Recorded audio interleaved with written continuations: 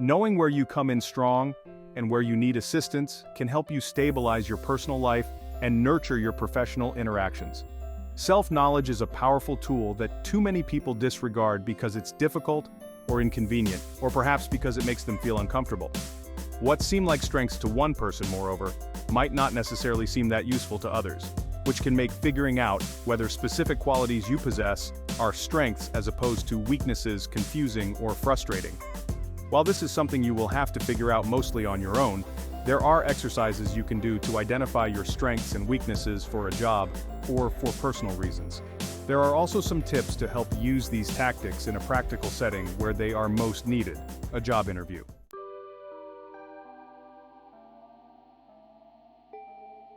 Chapter 1.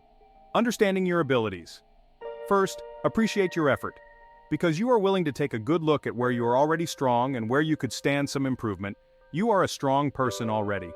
It takes guts to sit down and do this work.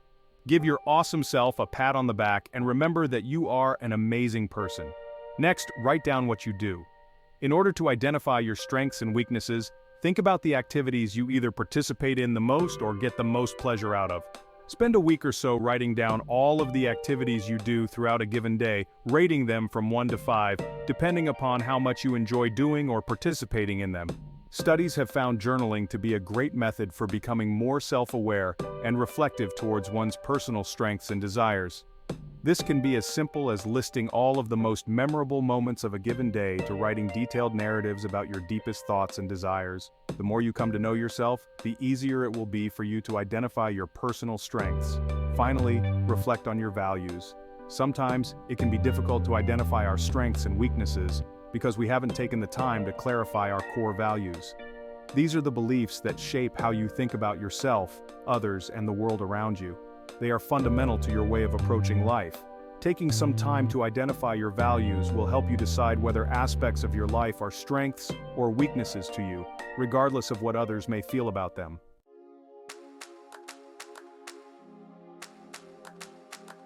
Chapter 2. Performing a reflective best self exercise. First, find people to ask. To help you figure out what your strengths and weaknesses are, you can do a reflective best self, RBS, exercise. This helps you figure out what others think about you in order to help you find your strengths. To start, think of people in every aspect of your life. Include people from work, old jobs, and former professors or teachers, as well as friends and family. Thinking of people to ask in all different areas will help you assess your personality on many levels and within many situations.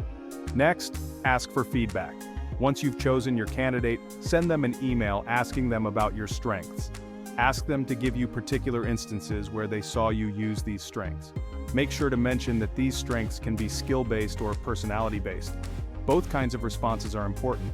Email is typically the best way to do it because it takes the pressure off of doing it on the spot, gives them time to think of a response, and allows them to be more honest. Plus, it helps to have it all in writing for your later analysis. Then, look for commonalities. Once you receive all the results, you need to look for things that are similar in them. Read through each response and think about what it means. Try to pull out what traits each person is pinpointing and read the specific instance to see if any other traits arise. After you interpret them all, compare them to one another and find similar traits that many people mention. It might help to make a table with a column for the name of the trait, a column for each response, and a column for your interpretation. For example, multiple people in your life told you that you handle things well under pressure, are good in a crisis, and can help manage other people in stressful situations. This means that you can stay calm under pressure, and you're likely a strong and natural leader. You can also read it as you are compassionate to others and are a people person. Finally, make a self-portrait. Once you have all the results, write a self-portrait analysis of your strengths. Make sure to incorporate all the different aspects that people pinpointed in their discussion of you, and any traits you brought out in your own analysis. This isn't meant to be a complete psychological profile, but an in-depth portrait of your best self.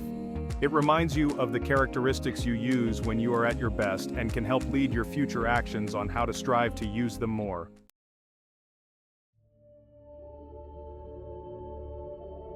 Chapter 3. Listing your actions. First, write about your actions.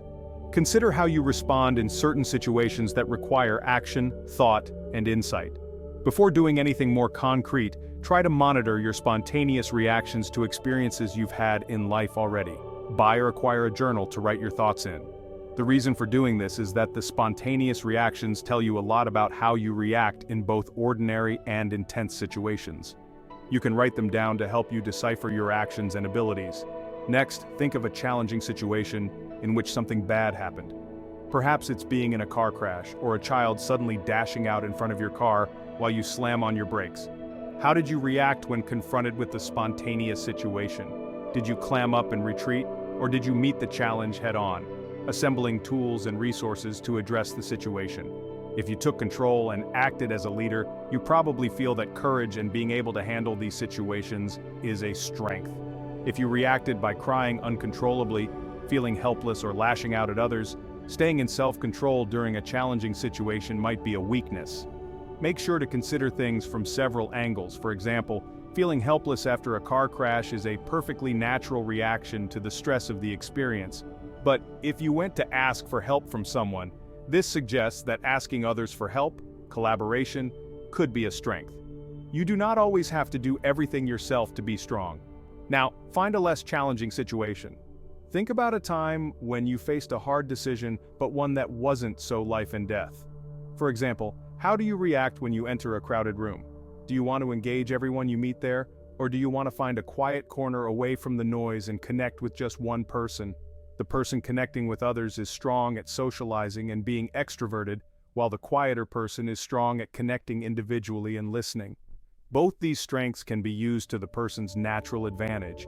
Consider times you faced a difficult personal situation. Think of a time when you've been put on the spot and had to react immediately. How quickly did you learn and adapt to new situations? Are you a fast thinker, rattling off a great comeback when a coworker makes a snide remark? Or do you tend to absorb, think, and then react in those situations? Remember that any strength you might have developed can sometimes have trade-offs. If you spend most of your life alone reading and writing, for example, you might not be as apt at small talk as other people, but you will probably have a knack for finding the plot of a book and discussing deep topics with others.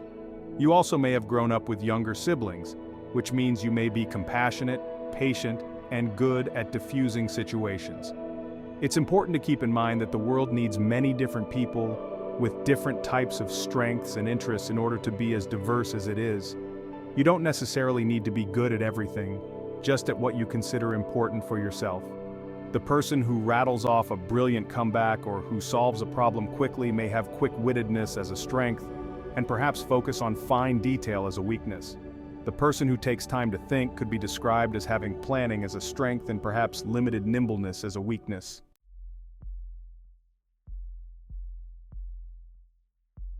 Chapter 4. Listing your desires. Ask yourself about your desires. Your desires or longings say a lot about you, even if you've been spending a lot of time denying them.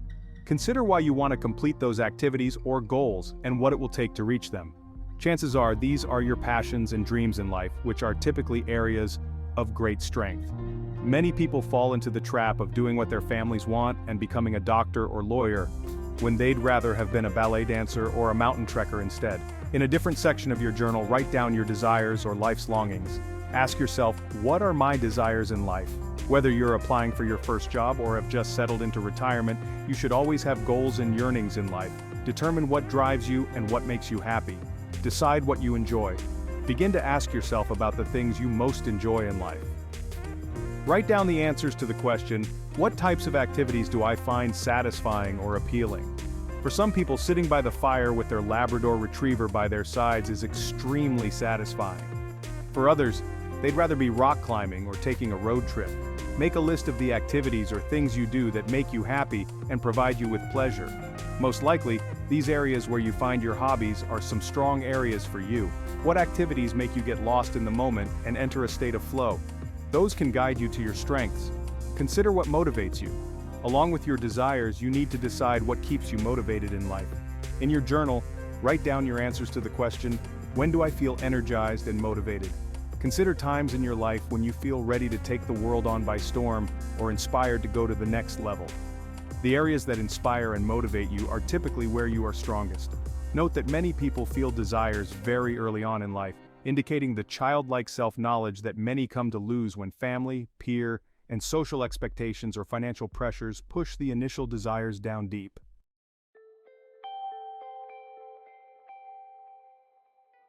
Chapter 5. Assessing your strengths and weaknesses. First, rethink your weaknesses. Weakness isn't the most helpful way to think about areas for development. In reality, people really aren't weak, even though we might really feel or think this way at times. However, most people feel that they could be stronger in certain areas in their lives, their skill sets, and other areas. Since they feel they are not as strong in those areas, it's common to assign the opposite to describe when we feel we need to work on an area to feel stronger and competent. Instead of focusing on weakness, which has a negative feel to it, think about your areas for growth or improvement. This keeps you focused on the future and what you can do to get better. Weaknesses could be conceived as something about yourself that you either have the power to improve, insofar as they are at all related to your desires, or are perhaps simply not relevant to your desires or goals in life whatsoever. Acknowledging either one is acceptable. Weaknesses are not permanent aspects of ourselves, but instead are changeable aspects of how we do things so we can become even more excellent. Identify your areas for growth. Areas in which you can develop might be related to anything, including certain professional or social skills or poor self-restraint with food. You could also simply refer to an inability to catch a baseball or perform math equations quickly. Oftentimes, areas for growth are framed in terms of learning lessons from life and not repeating mistakes. Other times, it's about making the effort to overcome a lack of skills you perceive in yourself. However, an apparent weakness may merely be an indication that a particular activity just isn't for you, which can be an important thing to admit to yourself. If everyone had the ability to be good at, or even enjoyed all of the same activities, then the world would likely be a very boring place. Focus on your strengths. Some might consider focusing on personal weaknesses at all as waste of time or even a misframing of the issues. Instead, focus primarily on your strengths and try to cultivate these whenever possible. This can be a better approach than identifying personal weaknesses, since what people typically refer to as weaknesses are often simply related to a lack of interest or desire to improve. It might be best for you to focus most on your personal strengths and desires and go from there. Be generous when you are acknowledging your strengths because you most likely have plenty, even in areas where you feel weak. Then zero in on areas where you feel you can be more efficient. For example, if you want to work on becoming more assertive, first start with what assertiveness skills you feel you're already doing. Maybe you have trouble saying no, but instead you have the ability to state your intentions in a way where your intention is understood and you can spare the feelings of the person. Think about aspects of your personality that you consider strengths. Being kind, generous, open-minded, or a good listener are extremely important strengths that relate to your overall abilities that might get overlooked. Be conscious of these and take pride in them. Another way to think about strengths is to consider them talents or innate abilities and desires that fit with your sense of self and vision for the future. In other words, these are the things that you'd say. It was an effort. I've always had the ability to do some kind of activity well. Write down your strengths and weaknesses.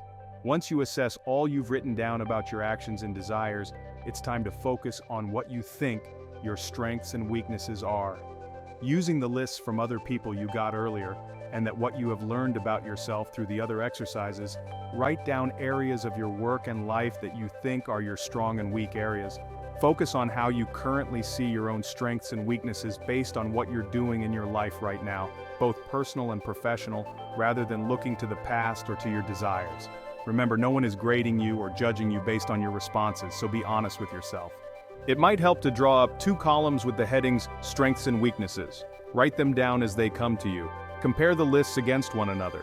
Did they match up, and did you find any surprises? Did you think you were strong in one area, but in your actions list that doesn't appear to be the case? This type of mismatch occurs when you're telling yourself you're one way, but a challenging situation displays your real character instead. How about mismatches between your desires and what you think your strengths are? This mismatch can happen where you've tried to do things with your life based on others' expectations or on your own ideas about what ought to be done, while your desires and actual reactions have been considerably different. Consider any surprises or mismatches. Look at the different lists you've made. Look for any surprises or places that don't match up. Reflect on why you think that some of the qualities and weaknesses you've spotted have turned out to be different. Is it possible that you think you enjoy certain things or that you're motivated by certain things, but In actuality, you can't or you aren't. These lists will help you see that. Focus on those areas that differ and try to identify situations that address the area. For example, did you write that you aspire to become a singer, but on your lists of believed strengths you said that you were good at science or medicine? While a singing doctor might be a novelty, the two professions differ considerably. Figure out which area really motivates you in the long term. Ask the opinions of friends or family. Have a close friend or family member provide you with constructive feedback. Although self-examination can lead you to a few answers, getting an outside opinion will help you either solidify your observations or can shatter a few illusions as well. Learning how to receive constructive feedback from others is essential to being part of a community.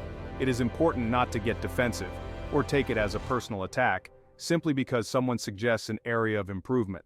Learning to incorporate constructive feedback from others into your everyday life can be a strength in itself. If you don't think that a family member can be honest, choose someone who will give you the truth and not sugarcoat or gloss over your weaknesses. Find an external, neutral person, preferably a peer or a mentor, to give you honest, constructive feedback. Ask for feedback on your lists. Have your outside person review and comment on your lists. Helpful comments and questions may include, what makes you think that you don't act quickly in emergency situations? The outside observer may recall an instance where you were the hero of the day during an emergency, although you may have forgotten. Seek professional assistance. If you are still having trouble or would feel more comfortable with an outside source, ask a professional to help you to determine your strengths and weaknesses. There are companies that can help with psychological profiling, which are often attached to recruiting agencies. For a price, you can take tests to have on-staff psychologists review your personality and professional profiles. While these tests won't necessarily give you the essence of your personality, they can nonetheless serve as helpful jumping-off points for thinking about your strengths and weaknesses. From this, you should find out what they consider to be your strengths and weaknesses. A good test should be long in order to draw out the repeated aspects of your personality. After taking a test like this, be sure to talk directly with the psychologist to work out weaknesses and uncover strengths. There are online tests you can take to assess your strengths and weaknesses. Look for tests that are on reputable sites and that have been compiled by licensed psychologists or similarly qualified professionals. If there is a cost involved, do some research about the company providing the tests first to make sure you're getting value for money. Reflect on your findings.